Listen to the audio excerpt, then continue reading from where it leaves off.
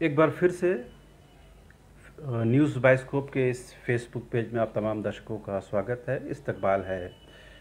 कल ही जेएसएससी की ओर से नियुक्ति को लेकर विज्ञापन जारी किया गया है और ये विज्ञापन भी कहीं न कहीं जेपीएससी की तरह ही विवाद के दायरे में आ गया है। कहीं न कहीं इस पर भी विवाद का साया दिखने लगा है। कई छात्रों से, अभ्यर्थियों से बात करने के बाद ये बात पता चला है कि जिस तरह से क्षेत्रीय भाषा और रीजनल लैंग्वेज को लेकर जो विवाद था, वो इस विज्ञापन में भी कहीं न कहीं खुलकर सामने आने लगा है। कल जिस तरह से एसएससी के द्वारा, जेएसएससी के द्वारा जिला स्तरीय नियुक्ति की जो प्रक्रिया शुरू की गई है और 15 जनवरी से विज्ञापन ऑनलाइन भरने की प्रक्रिया शुरू हो जाएगी, जो 14 फरवरी तक जारी रहेगी। तमाम डिटेल्स आप वेबसाइट पर देख सकते हैं, लेकिन ख़ास और अहम बात यह है कि इस विज्ञापन के बाद कहीं न कहीं क्षेत्रीय भाषाओं, खास करके भोजपुरी, मगही, अंगिका को लेकर जो एक राजनीतिक बवाल मचा हुआ था, वो कहीं न कहीं बढ़ता हुआ दिख रहा है। बीजेपी ने भी इस पर आपत्ति दर्ज कराई है और कहीं न कहीं बताने की कोशिश की है कि ये जिला स्तरीय नियुक्ति है, इसमें भले ही भोजपुरी, मगही, अंगिका को शामिल किया गया हो, लेकिन जो राज्य स्तरीय बहाली है, जो स्टेट लेवल की बहाली होगी जेएसएससी के द्वारा, उसमें कहीं भी इस बात को शामिल नहीं किया गया है कि वो इन क्षेत्रीय भाषाओं को शामिल रखा जाए। यही विवाद है जो कहीं न कहीं बढ़ता हुआ दिख रहा है।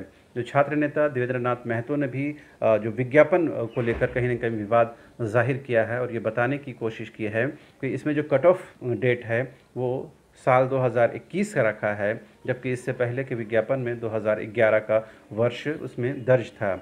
लिहाजा छात्र नेताओं ने ये आपत्ति दर्ज कराई है कि कहीं न कहीं 10 साल का जो गैप है, उससे कई छात्र, हज़ारों और सैकड़ों की संख्या में जो छात्र हैं, वो इस विज्ञापन प्रक्रिया से बाहर हो जाएंगे। अभी जेएसएससी के गढ़वा और पलामू के 2-3 छात्रों से मेरी बात हुई। उन लोगों ने इस विज्ञापन को लेकर घोर आपत्ति दर्ज कराई और वो कहा कि कहीं न कहीं एक बार फिर जो स्टेट लेवल की जो नियुक्ति प्रक्रिया है, उससे जनरल कैटेगरी को बाहर करने की कोशिश है। उन्होंने कहा कि अगर होता, बेहतर ये होता कि पलामू प्रमंडल को काट करके बिहार राज्य में शामिल करा दिया जाता, ताकि उनको जनरल के साथ जो अन्याय झारखंड में हो रहा है वो नहीं होता। ये उनका मंतव्य था, ये उनकी सोच थी। छात्रों ने यह भी कहा है कि भले ही अभी जब जिला स्तरीय और की नियुक्ति हो रही है तो उसमें इन भाषाओं को भले ही शामिल किया गया है, लेकिन जब स्टेट लेवल की नियुक्ति प्रक्रिया होती है या होगी तो उसमें इन भाषाओं को दरकिनार किया गया है। कहीं न कहीं अप्रत्यक्ष तौर पर जो जनरल जो सामान्य वर्ग के जो छात्र हैं, उससे कहीं न कहीं इनको हानि हो सकती है।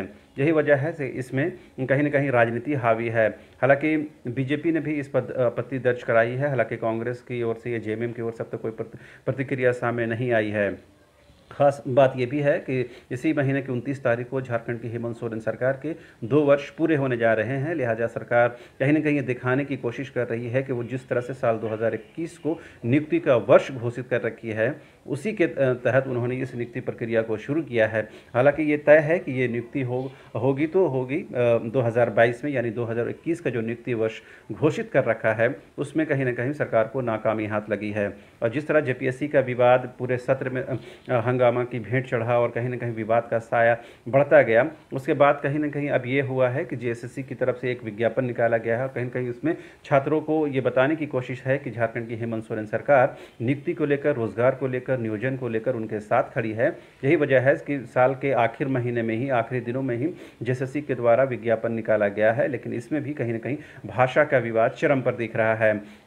खास और अहम बात यह भी है कि जिस तरह जेएसएससी के विज्ञापन में उर्दू को दरकिनार किया गया है और उर्दू, कई जो मुस्लिम संगठनों से सबसे थोड़ी देर पहले बात हुई, उन लोगों ने आपत्ति दर्ज कराई है कि जो सरकार है वो भले ही मुसलमानों के साथ या अल्पसंख्यकों के साथ खड़े होने का दावा और दम भरती हो, लेकिन जिस तरह से उर्दू को दरकिनार किया गया है, उससे कहीं न कहीं जो इस समाज के लोगों में नाराज़गी है। यही वजह है कि अब से थोड़ी देर बाद, यानी जुमा नमाज के बाद या 2:30 बजे के करीब रांची के अंजुमन मुसाफिर खाना पटना में जो मुस्लिम संगठन है वो बैठेंगे और इस पर विचार विमर्श करेंगे कि सरकार ने जो विज्ञापन निकाला है और उसमें जिस तरह से जिला स्तरीय नियुक्ति प्रक्रिया में उर्दू को कहीं ना कहीं दरकिनार किया गया है, उर्दू का नाम मेंशन नहीं है, उससे कहीं ना कहीं जो मुस्लिम संगठन है उससे निराश हुए हैं। लिहाजा सरकार तक अपनी नाराज़गी जाहिर करने के लिए, अपनी बात को मनवाने के लिए वो इस बैठक में शामिल होंगे और कहीं ना कहीं एक संदेश देने की कोशिश होगी। तो कुल मिलाकर ये कह सकते हैं कि इस नियुक्ति प्रक्रिया में भी जेपीएससी की तरह ही विवाद का साया बनता हुआ दिख रहा है। अभी भी जेपीएससी का जो मामला है वो शांत नहीं हुआ है। जो अभ्यर्थियों का जो आंदोलन है वो 54वें दिन भी जारी है। ऐसे में अगर जेएसएससी के तरफ से भी विज्ञापन निकलता है और उसमें भी विवाद कहीं ना कहीं बढ़ता है, तो एक बात तो बिल्कुल स्पष्ट है कि सरकार की नियोजन नीति को लेकर एक राय नहीं है। जनता में कहीं ना कहीं इसको लेकर भ्रम की स्थिति है और कहीं ना कहीं शक व शुबा की गुंजाइश है। यही वजह है कि अब जो जेपीएससी के आंदोलनकारी छात्र नेता हैं वो अब जेएसएससी में कूदने के लिए तैयार हैं। छात्र नेता देवेंद्र नाथ महतो ने साफ तौर पर कहा है कि अगर सरकार ने इस नियुक्ति प्रक्रिया में संशोधन नहीं किया तो निश्चित तौर पर जो जेपीएससी में जो छात्रों को विरोध देखने पड़ा सरकार को, उसी तरह का विरोध आने वाले दिनों में जेएसएससी के विज्ञापन को लेकर भी होगा। तो फिलहाल देखने की स्थिति ये होगी कि क्या कुछ स्थितियां बनती हैं, लेकिन सरकार ने अपनी तरफ से स्पष्ट संदेश दे दिया है कि सरकार अपने रास्ते पर चल रही है। साथ ही उन्होंने ये भी इस बात को उल्लेख कर दिया है कि जो इस राज्य के से ही 10th और 12th पास होंगे नॉन जनरल कैटेगरी के छात्र, उनको तो शामिल किया जाएगा। अगर जनरल कैटेगरी के छात्र अगर दूसरे राज्यों से पास 10th और 12 होते हैं तो उनको इसमें शामिल नहीं किया जाएगा। यही वजह है कि बहुत सारे छात्र नेता, ये जो गढ़वा पलामू उत्तर की तरफ के छात्र हैं, जो उनसे भी बात हुई तो उन लोगों ने कहा कि ये कहीं ना कहीं जनरल को कहीं ना कहीं साइड करने की कोशिश है। यही लोग वजह है कि उनकी नाराज़गी चरम पर है और वो ये कह रहे हैं कि बेहतर ये होता कि पलामू प्रमंडल को ही बिहार में मिला दिया जाता। हमारी कोशिश ये होगी कि तमाम अपडेट से आपको जल्द से जल्द रूबरू कराएं। फिलहाल मुझे इजाज़त दीजिए। नमस्कार।